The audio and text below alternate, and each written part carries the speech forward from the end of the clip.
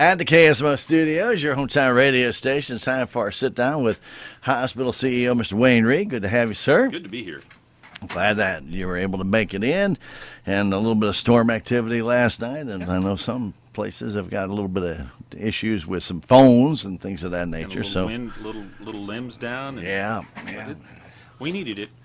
We needed the rain, but I didn't need that lightning strike in the middle of town somewhere because I heard it pop, and it was a good. It was a good one. Yeah. Well, we just had on the back of our house aims out over a field, so we get all the light show. It's actually kind of pretty. Yeah, it's actually kind of pretty. Well, last night I came in Cardinal game ended a little bit before 10, so I came in and you could see the light show off in the north. Just like, how long is it going to take that to get here?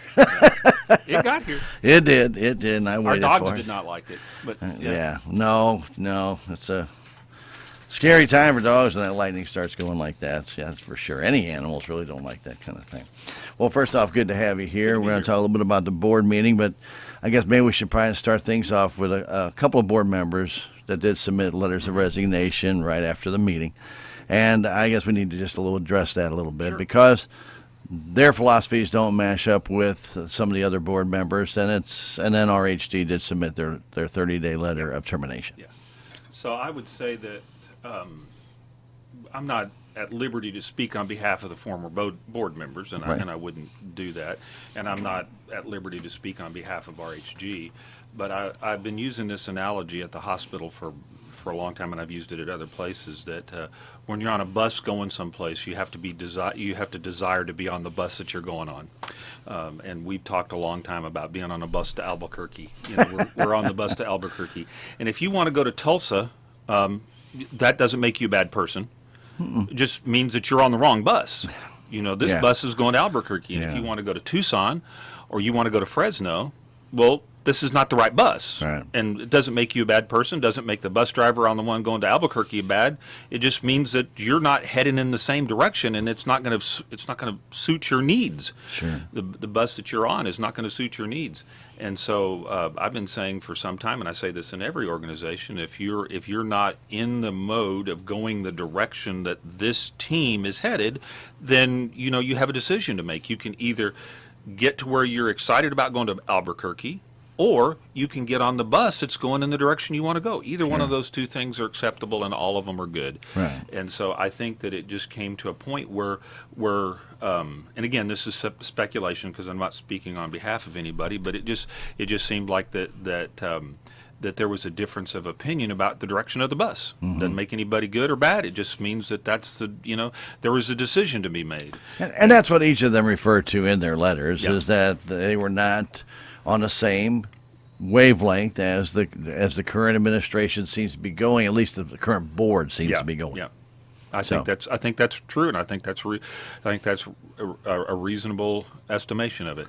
Because as well as I do in any organization, if you're not going to get anywhere butting heads. No. So the thing is, if you realize that there's going to be something different, or it can't be changed, or maybe there's just no compromise. Right, and there are certain things that you don't compromise on. That's right.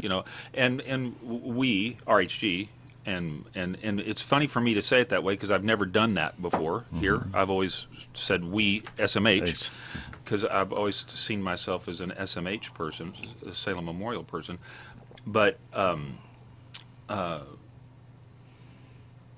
we were hired to do certain things. We weren't hired to oversee things. We were hired to do very important and very difficult things. Yeah. And we believe that we have a level of expertise, and that we want to execute that level of expertise, and make the changes that need to be made, and it is the world of healthcare in general and rural healthcare in specifics is so difficult, and so tenuous. I think I showed you an article the other day that 13 hospitals are across Kansas and Missouri are on the cusp of closing. It's very, very difficult, and so if you can't focus your skills and attention the way that you think that you need to do, and you're distracted, or you're in some way pulled in different directions, and you can't focus on the initiatives and the methods and the mechanisms that you need to do it, it makes that task all the more difficult. And so at some point, if you can't, the in any organization, the leadership should be leading and pulling the folks along, and the people in the trenches should know that they have the support of their leadership. If you feel like that you're out on the edge of a limb and your leadership is cutting the log off behind you, and you could fall, that's not helpful. But if you know that you're out there on the edge and somebody's got your back, that's the way that you have to be able to do this. So there has to be support, and I would say particularly today, because it's so difficult right now. Nobody has all the answers. If somebody had all the answers, there wouldn't be this many hospitals that would be in distress right now. And so it's easy to second guess, and it's easy to question, and it's easy, and hospitals and administrators and directors all over America make mistakes every day because it's so complex and it's so complicated and it's so hard to know everything, and there's so much stuff coming at you that you just need to know that when you're in this kind of a fight, that you've got the backing of the people unfettered, unless you do something that demonstrates that you don't deserve the backing, and then of course that's different. We kind of talked a little bit yesterday, about our Salem Memorial Hospital. It's aging, and there have been some issues with that. Yep. Obviously, anybody who remembers, right after you took over, you have a transformer problem, you have a water problem, and then you got a kitchen drain problem. I mean, some of the signs of that aging surfaced like right in your face as soon as you got started. And that all takes money, and it took a lot of money to get that transformer done, and a lot of community support to get that done as well, wasn't it? Well, not only does it take money to do that, which it did, but it also takes a lot of effort and attention. Sure. And so in the normal heat of battle, in the normal things of trying to keep a hospital open, keeping one functional adds another layer of complexity to that. And again, I have done nothing but compliment Todd and Brad and the crew and the people in the community who helped put that together. Because if they hadn't done that with the transformer, that would have been a really difficult time for the hospital. And again, that's one of the things that I will take from here is the strong support that I've had amongst the leadership team and the people in the hospital, because we've had a great degree of success and lots of good things happening over the last year, and none of that are anything that I did particularly, other than to put people in positions and give them the ability to do their job well. And by doing that, we've seen some pretty spectacular results. We look at the different things, and when people think, well, changing a transformer, like they may think of like a little electrical transformer on a pole. No, this is a major deal, and this is the second transformer the hospital's ever had. So that first one was there for a long time. And when you looked at the philosophy of how they put that in, was probably not the best. Nope. They didn't put it in a good location, and there was a lot of different things that had to be done, and there was other issues that came up. Not tying it home, but it was a community effort to get that done. You had the cooperation of Intercounty, the commissioners, everybody tried to get on board. We know how important it is for our hospital to be here, and I couldn't have been prouder of the group at that time. Exactly, and that's what it's all about. Everybody has to pull together to get the job done and do it right. And when we had the pressure regulator go out for the water, the pressure regulator is 36 inches away from all the switchgear in the hospital. So if the water main breaks, it's going to break right next to the power. So you have no water, no power. You have a flood. That could have been really bad. And again, back to our phenomenal maintenance staff and the people and our contractors came out and did that in a way that did not cause any didn't cause any disruption to the hospital. Right. It was spectacular. So A lot of improvements been made to our hospital, but there's still a lot of work, lot of work to left to do. go. And I Lots hope left to people go. realize, it's when you have that kind of age. I mean, any building you have that long, it's going to start having problems. Roof Yep. problems, parking lot needs some addressing, and of course that kitchen drain. It's anybody that's ever dealt with carbonation and clay pipes knows one thing: sooner or gonna eat later it up. it's going to dissolve. It's going to eat it up. You're going to have a problem. And which is one of the reasons that, before I got here, I think one of the first meetings that Don Babb had with the hospital was that one of the first things that you need to consider doing is how do you, after you get financially solvent, how do you get to a place where you can build a new hospital? Because the pouring money into an aging facility is throwing good money after bad, because that never stops. Mm-hmm. Once you start getting into that, it's like fixing an old car. Once you start fixing it, you're going to be fixing it all the time. And at some point, Right. the cost of repair is going to equal the cost of replacing it, and you need to consider what those are. And then there's some financial advantages, and there's some good financing that we can get. And we had some conversations with the USDA, how in the not too distant future we were preparing the hospital to get in a place where we could build a new facility. And then you drive down some of your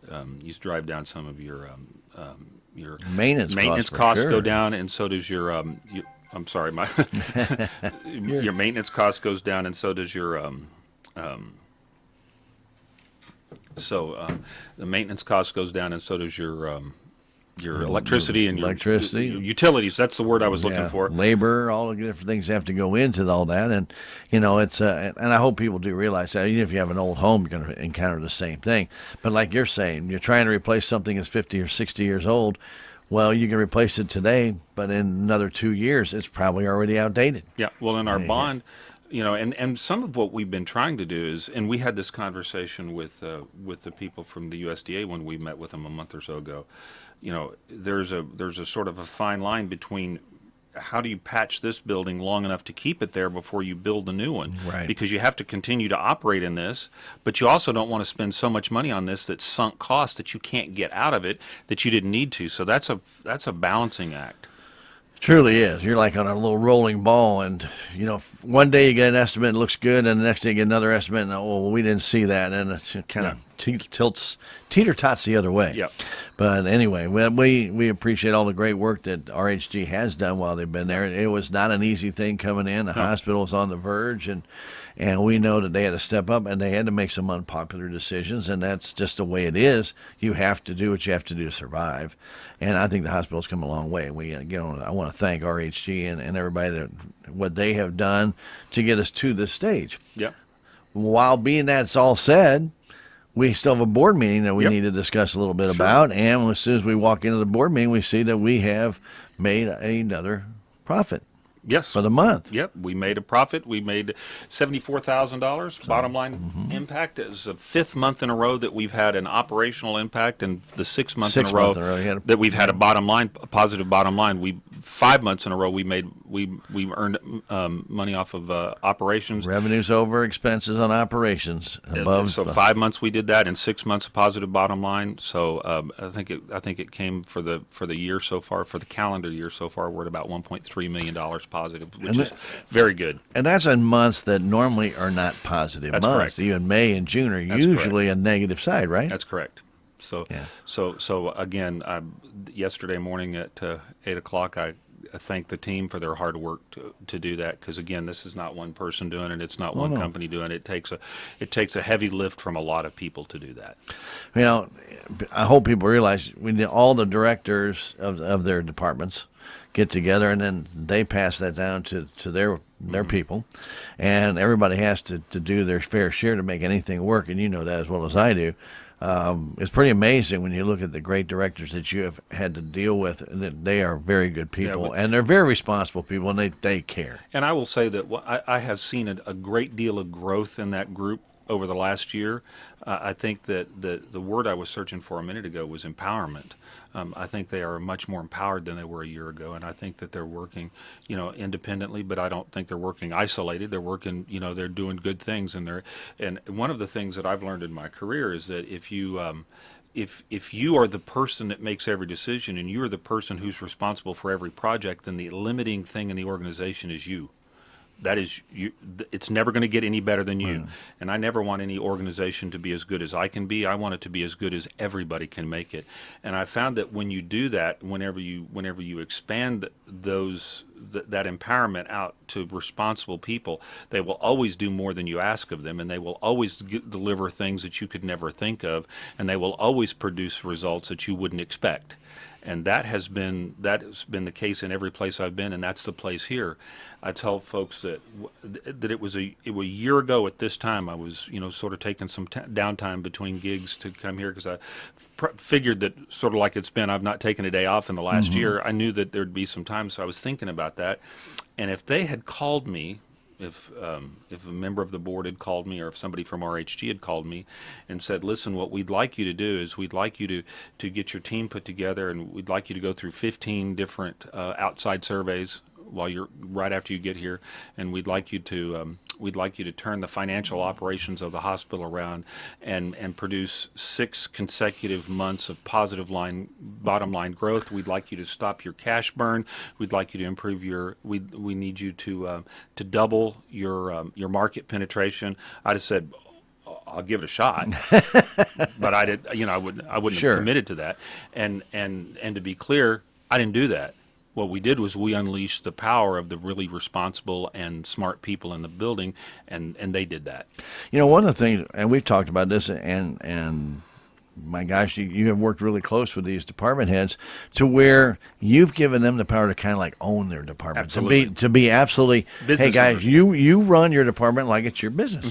And doing so, then that interest, usually if every department's working good and profitable, hospital's going to be profitable. Yeah, here's a perfect example of that. I don't know if you know Bobby Sullins, but Sure, he selfishly took a week off of vacation. I couldn't talk him out of it. He decided to abandon me and leave. No, he's well-earned and well-deserved, except for he has a better tan than I do now. He does. But so while he was out, I filtered through the departments, and every morning we get our numbers about what happened in the departments the day before. And we had done less than we normally do, and so I went over to the department to give them some grief about it. Well, Bobby left and the numbers went down, and they said, "Oh, but you don't understand. Those were the hardest numbers we've ever done," and they were talking about them. Sure. But what the upshot of that is that everybody knew what the goal was in that department. Right. Everybody knew what the impact of what they were doing was. Right. Every one of them was engaged. Every one of them was contributing, and every one of them knew how important what they did was. So that's not a Bobby thing. That's a them thing. And now Bobby inspires that in those people. But those people have to take ownership of that. And so when you walk into a department, I see the same thing in the lab. We had an issue with one of our, anytime you have a piece of equipment, it's going to break. And so one weekend, one of our then agency folks was here on the weekends in the lab, and one of the lab analyzers was going out. We were having issues. And I came in, and she was absolutely engaged in every part of trying to get that analyzer back on, and we were able to do that. But again, that is a level of ownership. I have been in organizations where people will go, "It's broke. Just look at it. It's broke. What do you want me to do about it? It's broke." But people know that what we do is important, and they know that what needs to happen, and it was a personal insult that it wasn't working. They felt personally responsible for it not working, and they were personally taking action and escalating things as quick as they could to get it working. They were owning it. They were owning it. Yeah, and that's the key. When you get people to own it, you know that it's right here. It's in their heart. It's in their heart. Yeah, absolutely. Well, so we made a profit. There was other things to talk about, though, as one of the things you started out with, we did have the state grant a matching amount of money of $1 million for the hospital, earmarked for work that needs to be done. Yep. And then it is a matching grant, so you have to match that with $1 million. And you talked about that at the board meeting. So we petitioned the government, the state, for $1.6 million in estimated cost to repair some things. One of them was the kitchen drain that we talked about. We've had some conversations about expanding our lab. Renovating our clinic, and so that was in there. And then there was the we had some roof repair, and we had some parking lot repair, and some other things that we put together that came to about $1.6 million. We got a $1 million grant, or $1 million Matching, earmarked for us that we have to match. And if we match that, we'll have $2 million total. And the good news is that we'll be able to take that, they'll be able to take that $2 million and do other things.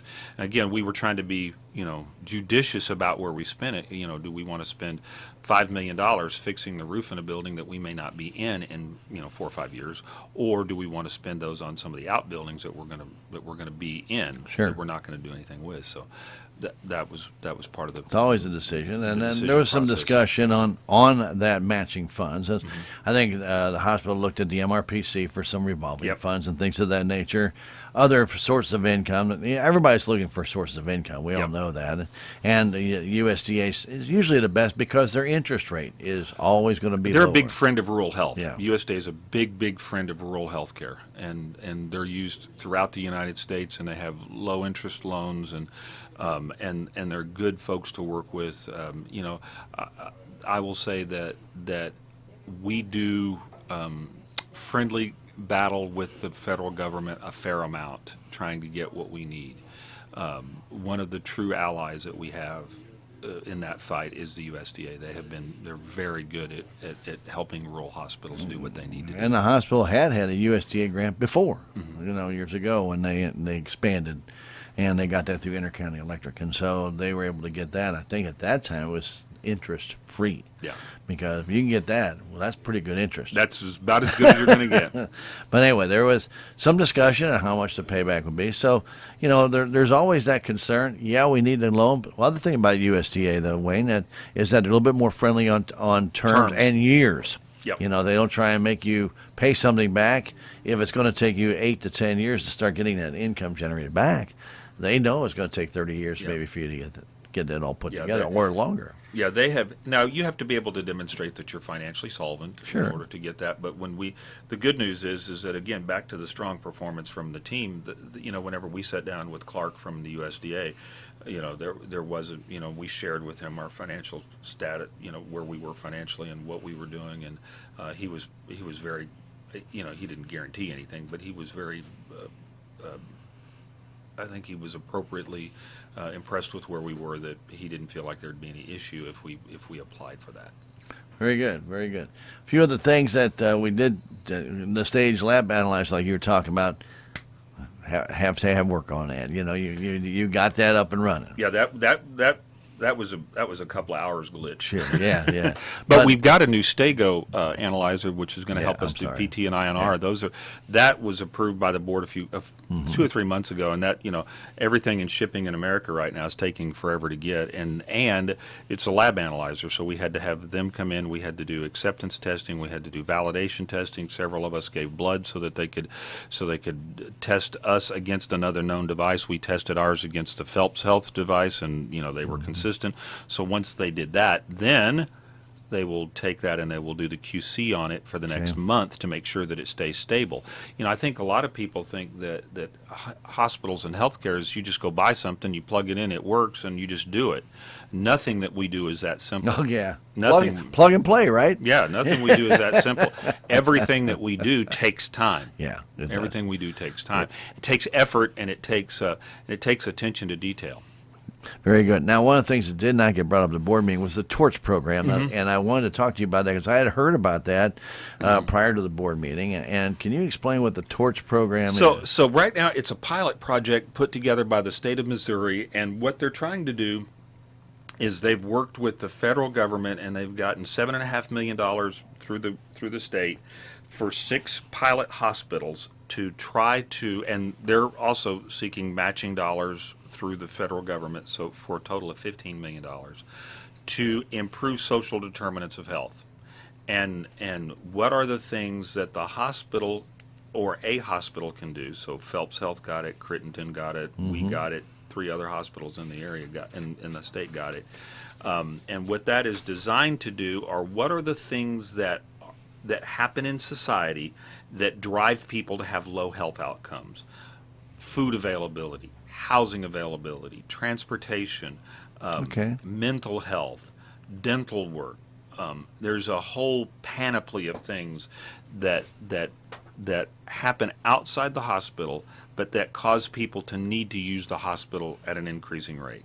And so what the state did was they put together this matching grant, this pilot project to work with hospitals so that they work with other community partners to increase to increase the health in the community, which is always been what we've been trying to do. Absolutely. But this gives us this will give the hospital some funds to be able to do that. Now the upside is all of that is good. The downside is it's a pilot project, and so we still don't know exactly what's going to happen. There's a meeting coming up this month where we'll get to be able to hear more about what that is. When we had the conversation with them at the end of July, they still hadn't exactly figured out how they were going to attach the funds from the federal government, but and then exactly what the process is for applying for those funds, and exactly what the budgeting process looks like, and exactly how you determine what those determinants of health will be, because you can't, even a hospital can't solve all of them. So we'll probably pick 2 or 3 or 4 key areas. And the big thing with this is very much like with the community health needs assessment, is that they're going to expect that we demonstrate improvement in those areas. So we need to pick some things that we know that we feel like we can improve, and that we can measure baseline information on, and then demonstrate that we've improved. That was going to be my question. Was that going to be centered somewhere around that community health needs assessment? Because you have to do it every 3 years, and you see where you're standing on the items that you list there as being a community need. The community puts their input in, you take it back, and then try and address that. I think the community health needs assessment was really sort of an unfunded mandate that said to hospitals, work with your community partners to try to improve these things. And we always have, the community health needs assessment formalized that process. Right. But, in almost every place I've been, one of the vision statements of the hospitals to help improve the health of the community or the people we serve. It's that, some semblance of that. Everybody wants to, we don't want to just take care of the sick. We just don't want to take care of the injured. We want to improve them so that they have a longer and more vibrant quality of life. Right.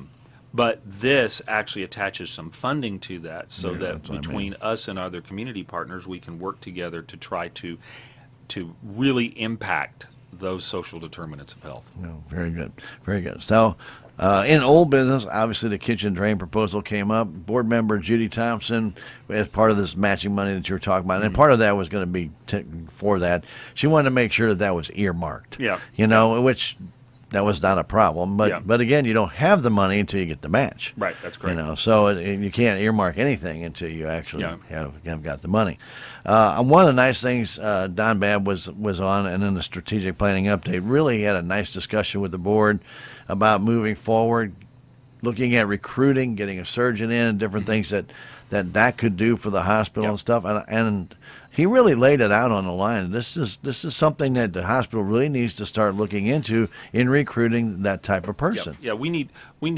So one of the things, as we've gotten the hospital more stabilized, and I would say that one of the things that the distractions have caused is it's made it more difficult to do things that are strategic, because it's hard to run when you're looking at your feet. Yeah, you need to look out ahead of yourself, and so some of what we've been doing is we've been running, looking at our feet for about the last year. Some of that's on purpose, because in order to get financially solvent, we had to do that.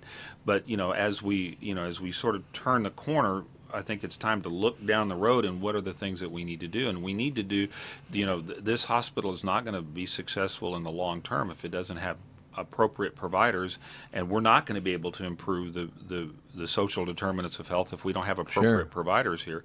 So what are the things that we can do to do that? And one of them is obviously to recruit new physicians. And if you get a surgeon on board, it opens up other doors. Yep. So you get a lot more people excited about coming to be a part of that team, and I think that's what Don was really. He leaned into that pretty hard. Yeah, and I really appreciate that. I was, as somebody just attending the meeting, not in it, you kind of often, sometimes people say, why don't we have a surgeon here? Or why don't we have this? Or why don't we have birthing center? There's all these questions that always come up Well, there's a lot of things that have to go on. There's a lot of requirements to be met, a lot of different things that people just don't understand. And to get a surgeon in, it's not going to be cheap. Not going to be cheap. There's going to be a major outlay of cash by the hospital. There's going to be outlay of cash. You need to make sure that whichever surgeon that you have the equipment to be able to support them, that you have the staff to be able to support them, that when you bring them in, that you have an operating plan so that whenever they hit the ground running, because you can't afford to absorb the cost of a surgeon while they ramp up over the next 5 years. Right. They need to be able to come in and start, producing billable procedures. They need to have a clinic set up. There's lots to that. Yeah. And frankly, you have to have the bandwidth, the organizational bandwidth to be able to do that. Sure. And we were getting to the point where, we had freed that up. I mean, right now I got Chrissy, who's up at 3:30 this morning, going out to take care of Doe Run, and she's going to be intimately involved in any kind of a physician office practice. She's going to be I know she's responsible for the clinic, but she'll help put that together. And so we have to have people who can do that. Exactly. Very good. Very good. It's very much like the piece of equipment. It's never just you hire somebody and it happens. Forever. Forever. It's always like that. The budget review and approval was tabled. And then also was tabled was the COVID vaccination policy. Didn't have enough. They did elect officers. They did. Ray Bruno, the new chairman. Willie Strader was elected co-chairman, and Wanda Tatum elected secretary. However, Willie did resign. Yeah, and so I don't know what they'll have to appoint somebody. I don't know what the board has done yet with that. They'll have to definitely do that.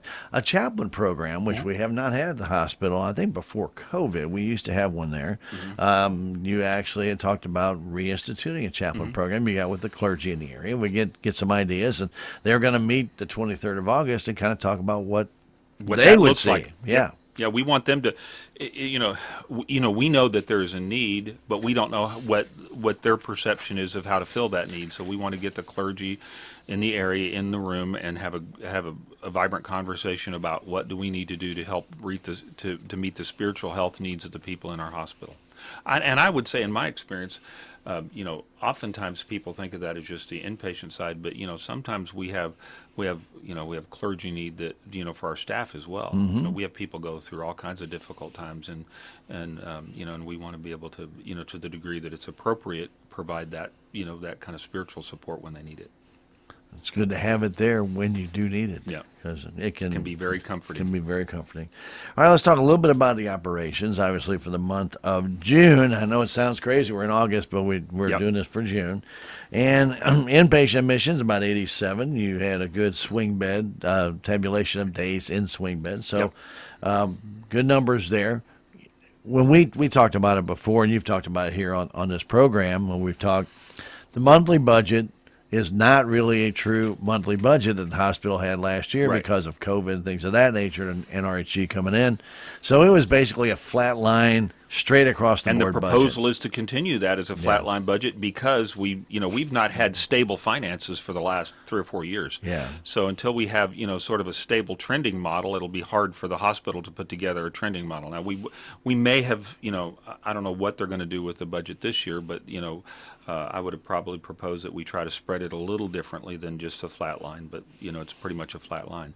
So and to your point though, those are budgeted for pretty strong numbers compared to what we would have expected, and we still beat most of them. Yeah, and I was going to say either you're right at or just a little bit above those numbers, which is pretty impressive. Pretty impressive. For the month of June, when hospitals usually have a bit of a slowdown. And we have lots of people off, and we have people on vacation in the community, and and for whatever reason, people don't want to be as sick in the summertime. I don't get it.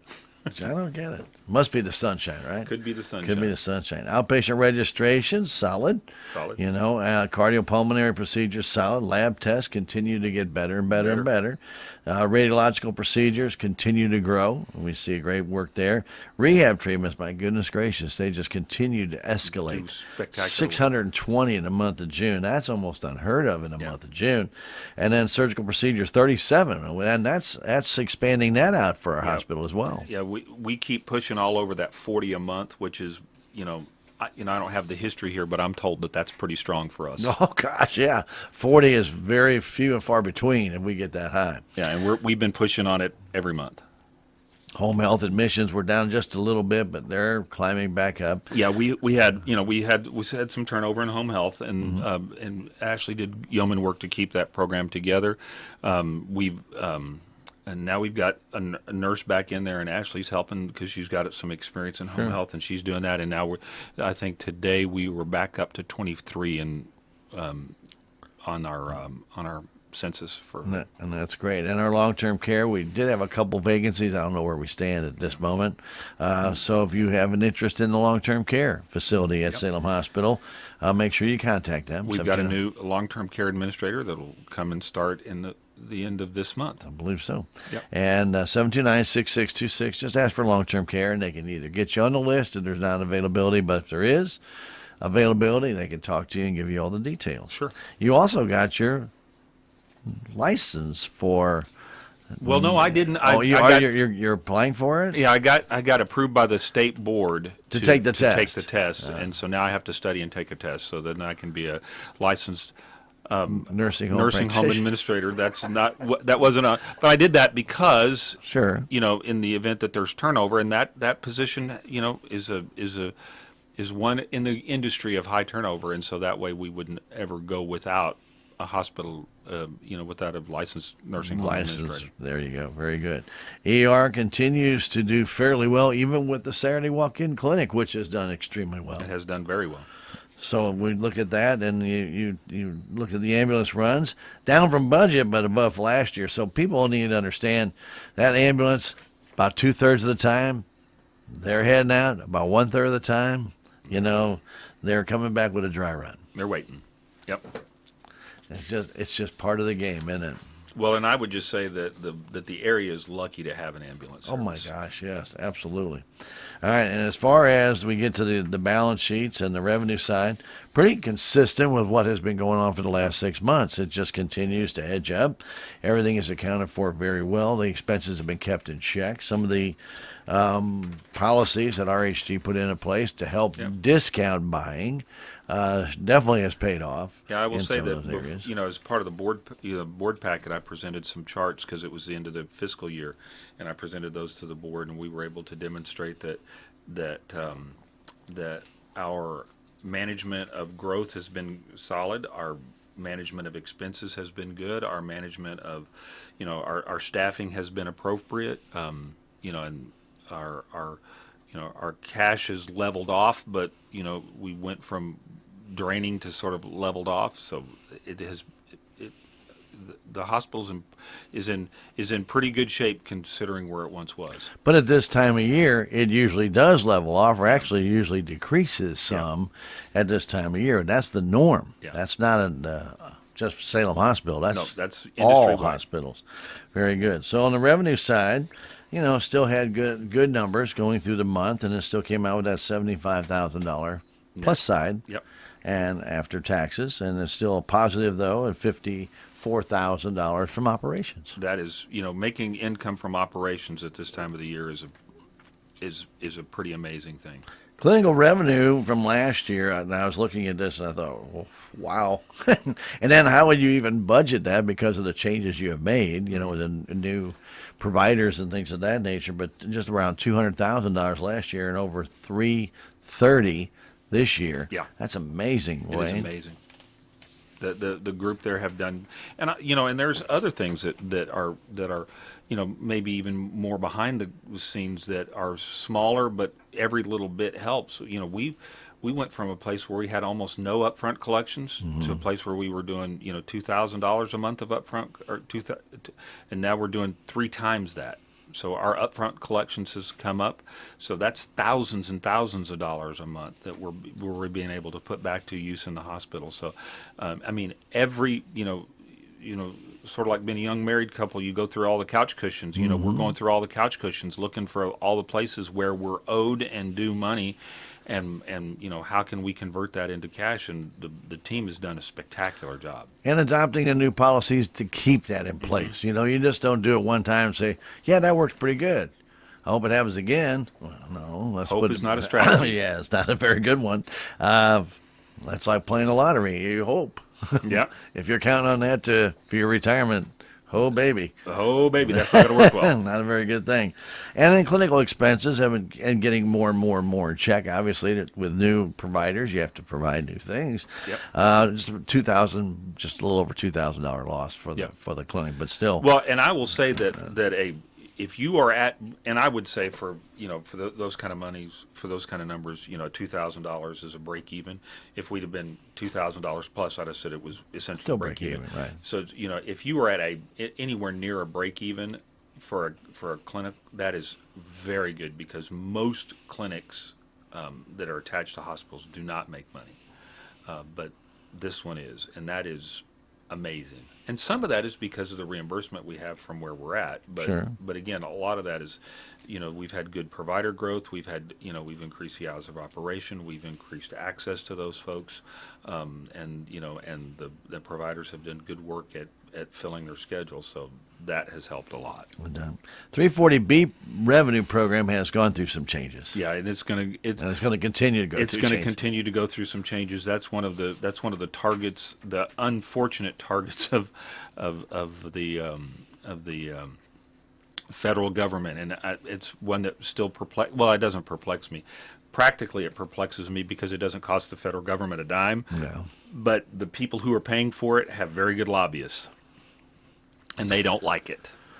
No, but they don't realize how important it is. Well, I'm not certain that they don't realize. I'm not certain they care.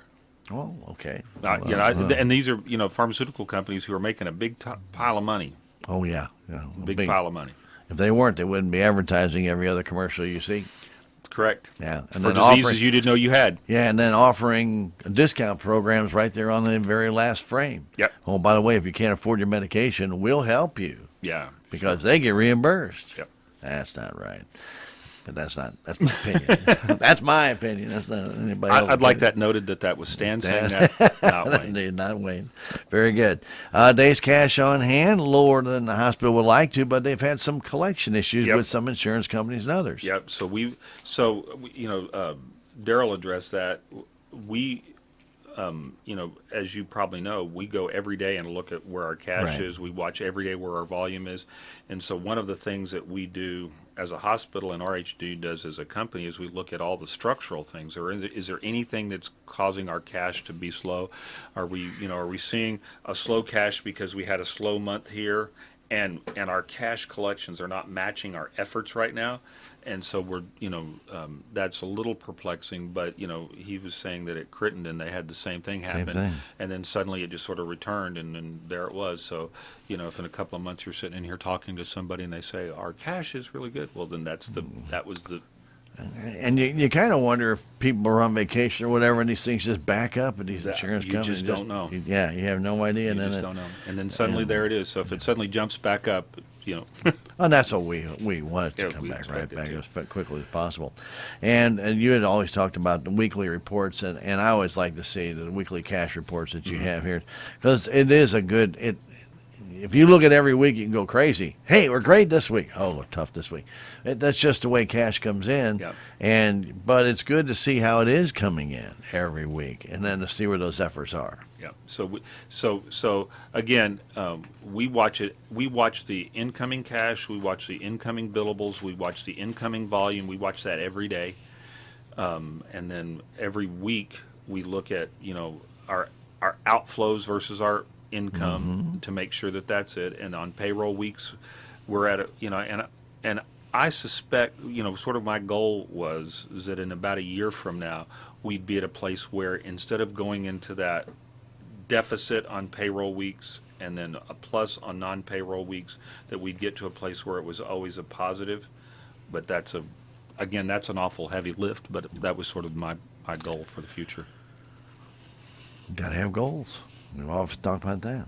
Chief Nursing Officer, I just do this for a living, but I don't anymore. Rental lips. Chief Nursing Officer, rent a lip. Here it is.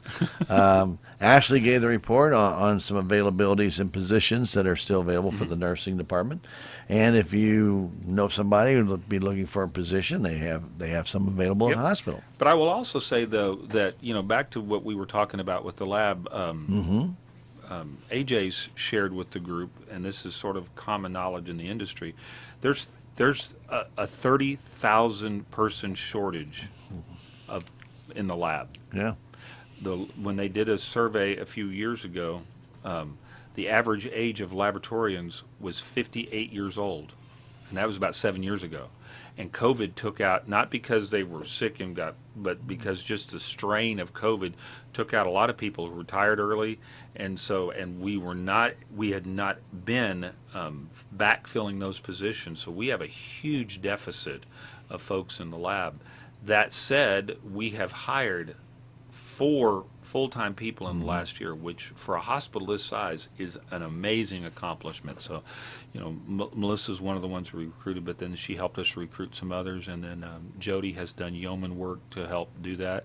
We've all leaned into that, and I think we've made positive strides there, and we've got a team that I depended on. When I needed my lab work, I went there, and I was absolutely confident that we were going to get good results there. Missouri Hospital Association, with like the nursing shortage a few years back, and then now there's a lab shortage, big shortages. Yeah. And the turnover in those is great, because I think when people don't understand, being a lab technician, you can go through and get that certification actually fairly quick to get into the lab and do some tests. You're not going to be in charge of the lab. Well, but you have to learn. But there's actually layers of that, Sure. too. And so you have people who can run and do simple things, and that's not as hard to do. That's a couple of years. But they want you to have some of the chemistry work to get to the MT is pre-med level chemistry work. It is. It is very, very difficult to do. And it doesn't pay as well as being a physician. So, recruiting people into that field to do that, you have to have a love for doing what they're doing. And so to get people who can do good bench work is very, very difficult. And then when we went through the COVID thing and we started shuffling people around and doing traveling work, it was unbelievably difficult. And so coming out of the backside of that and being able to recruit at all has been, again, I say all the time that God, helps fools and children, and I haven't been a children in a long time, so he's been good to me, and he's been good to Salem. In your opinion, and I'm not asking, this is not about the hospital, but a lot of schools years ago used to require chemistry. You used to have to take chemistry, biology, things of that nature. You were required to take it, and they don't require those anymore. Now it's all elective. Do you think that helps start this trend? I think you've got to light a fire. Yeah. I think or set a spark off. Because most people today, when I was a kid, I'm old enough to remember chemistry sets, and people had that, and they would do that. I loved chemistry sets. Yeah, you would do that. I had something blow up on me one time. You That's what Mom said, no more. You can't. You set a little fire, or you set off the sulfur, and it makes the house smell bad for a week. Yeah. Or so I've heard. But there was sort of that. Mr. Wizard was out, and there was sort of that. There was sort of a culture of that out in the ether anyway, and then it got supported in the school. Now I don't see that. Now I see people who used to do that and who are now interested in the phone, and they're now interested in games, and they're now interested in that. So those people with that sort of intellect are sort of being steered in a different direction. So you don't have you remember the old radio kits and the electric stuff that you would do that in. Radio Shack made tons of money off and that you for would do years. that. You don't see people doing that anymore. So that sort of exploration of the sciences isn't what it used to be. And so if you take that away, and then you take away what happens in school, then they're not going to have anything that's going to light that fire for them. So that's why, we try to get internship programs. We try to bring people in from the school. We try to talk about what they do so that they can get inspired for it. Frankly, one of the only things that I know of right now that would inspire somebody into that sort of a mindset is forensic files or some of the forensic TV shows for criminal investigation. And so we see people who have an interest in science because of that, and they think they'll go into law enforcement and do forensic analysis. But that sort of mindset are the same kind of people who should be sitting and running your bench. Those are the kinds of people who will do that. And if we don't ignite that passion early, and I feel like we're not igniting, geology kits when I was a kid, you go out and, I don't see those being sold. No. Grow your own rocks. You know, I remember. crystal. We used to do that, and so we don't do that anymore. So that idea of self discovery is not there. And if we don't back that up in the schools by inspire, people, the kids who would be don't even know that they would be interested Right, in it because right. they've never been exposed to Yeah, it. and that was my whole point. If you never do it, you don't know if you like it or not. Yep. And if Can't you're not, know. I mean, it's always, I always kind of remember my mom and dad would always say, "Well, I'm gonna make you do this," and I don't want to do it. Well, once they made you do it, and you're like, that's not too bad, or that actually is kind of cool, Yeah. But you had to buy into it, and nowadays they don't even get exposed to it, like you're saying. So how do you buy into it if you don't know what it is? Yeah, and I think, and I think that one of my concerns for the future is that we do that in the trades as well. People don't get exposed to the trades, and so the people who would be interested in being an electrician or being a plumber or being a framing carpenter or being an injection molding expert, none of those folks, they don't get exposed to that. Right. And so I think some of those folks get lost and then they don't know what to do, and so they don't have the same sense of purpose as they would have if they've gotten exposed to it. And our culture, and I think I'm seeing a shift in this now, but our culture for the last 20 or 30 years has been geared towards encouraging people to go to college. And I have a master's degree. What I do requires I'm not against college education, but there are certain people for whom that's not a good fit. No. And for those people, when they have an other interest, we need to encourage that. And I've sort of seen folks be sort of dismissive of the trades, and they shouldn't be. The trades are valuable, and in fact, I know people who come out of the trades with no student loan debt, Right. making far more than people who come out of college with big student loan debt. Right. Exactly right. And the thing is, if you don't have those people with trades, you don't have anybody building your house. And I often said a long time ago, I said the most important person in this world one day is going to be your internet repairman. Yep. Because nobody anymore, especially these young people, if the internet goes down, they are functionless. Well, so here's another one. Right. So a few years ago, I was still in West Virginia. We had an ice storm. Our house was pretty rural. We were out without power for about 3 weeks. I'm in Milton, West Virginia, at a barbecue place, and there's all kinds of service trucks in the yard. I bought people lunch. They said, "You don't have to do that." I said, "No, I want you to do that because I'm seeing the trucks out there, and they have South Carolina, Georgia, Michigan. People had come from all over the area to get power back on." But as I'm looking around the people there, none of them were 18-year-olds. None of them were 20-year-olds. They were all in their 40s and up. Yep. So who are we going to inspire? How are we going to inspire people to go physically on a pole in freezing weather to turn the power back on? Who's going to do that? Sure. If we don't replace those, so if right now we're having a hard time replacing lab people, how are we going to replace people like that, and who's going to turn our power back on? Sure.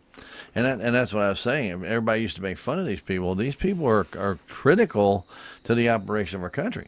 All of them are. From what used to be phone repairmen years ago, and I used to know this guy that worked for, at that time, Southwestern Bell in St. Louis, and I talked to him about it. He said, he goes, "We don't have any young kids coming in. They think this is an unglamorous job." He goes, "I've made a living in this. I raised my family on this." He said, "It's not it's a rewarding job, but you have got to work in some conditions that obviously you don't want to. They don't want to get out on, like you're talking about, a pole or climb under the bush to get into a Heating and a air tree." conditioning. Exactly. They don't want to do it. They don't want to do it. And I mean, nobody can tell you what you're going to do in the future, but if you have to work to live, you better figure out something to do. Well, and even now, I've had the opportunity to live in a lot of places. One of the hardest things is to find a tradesman to come out to your house. It's true. Because there's more work than there is people who can do it. That's right. There's a big demand for those people, and they Yep. can only do so much. Jody gave the human resources update. 9 people left, 4 new hires over the quarter. That's a quarter, and that's normal. Yep. She said she has, she's seen that sort of, hospitals have about 100 people turnover a year, and that's about where we're on track for about 100 a year. We have courtesy staff privileges that were awarded to a couple of doctors, Dr. Dowd and Dr. Jarbo. And then, of course, medical staff gets to go over all this good stuff that I have in my hand, this board report. And then we had the physician clinical quality review by Angela. And Angela Thomas now, is that correct? I still call her Christensen. I don't know that she's changed her name, so I'm not gonna. I think it's Thomas, but I don't know if she just got married. I know she just got married, but she hasn't told me to stop. All right, Angela Christensen Thomas. Angela. Yeah, Angela. Angela did that. And then a public tax hearing will be held, and that'll be coming up 5:45 on Tuesday, August 22nd. Excited to see what that is, because I wasn't here when that happened last time. Very good. And then, of course, RHD then submitted their letter of termination, and board went into closed session. They did. And I just want to say that I, I don't know what my future holds, but I want to say that I want to thank you for your continued support of the hospital, and I want to thank the community for their continued support of the hospital. But mostly I want to thank the team that's there that does good quality work every day and is committed to doing the right thing for the right reason. It is, if you look at the top of my resume, I don't say that I'm smart. I've never claimed to be that, but I like to take teams and take folks and put them together and make a team and empower them to do good work, and we've been able to do that here. So and that's smart. Let the people do the work. It's good to have somebody that can be there if they have a fallback and they need to talk to you. Great, but let them take it. Let them take the power. Empower those people to move forward. Do it on your own, and that can be so rewarding. So rewarding. And yesterday, when I was sharing with the team, because that was sort of shocking to them, when I was sharing with the team yesterday, we always have our morning meeting, and at the close of that, they're like, well, what do we do? And I said, well, what do you need to do? And, several of the folks said, I think we need to have an emergency meeting. I said, well, you've got most of the directors here right now. Why don't you do it right now? I'll step out of the room and let you do it. And so I was extremely proud of that group who said, okay, we need to take control of our destiny. We know this hospital. We know what the needs are. Let us start working together to see what we need to advocate for as we go through this change. And so I couldn't have been prouder of that group at that moment. Yep. And that's exactly what we're talking about. Empower those people to make the decisions that's going to be best for them. And their department and the hospital. Yeah. Well, if it's best for their department, it's going to be best for the hospital, really, overall. Well, we want to thank you for all you've done. Being here, and we hope that you're still here. We don't want you to go anywhere. Your smiling face and your humor, it's always been welcome. We always like that. Appreciate it. And of course, I can't say anything about the next meeting. We really don't know. The board we haven't heard anything from the board yet about what they want to do and what they're moving forward to. And hopefully, I want to try and get some answers on that today. But in the meantime, though, we again want to thank everybody at our Salem Hospital for moving forward.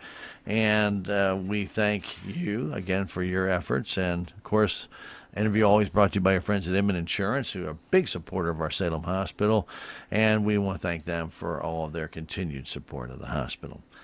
Wayne, good to see you again, my friend. I hope you have a great rest of the day. In the meantime, we have civic happenings and more on the way here at KSMO Radio, your hometown radio station, AM 1340 and FM 95.7, online, ksmoradio.com, our KSMO Stream Facebook page, and on YouTube. The warmth of your furnace, the coziness of your gas log, warm cookies from the oven, and a hot shower after a long day.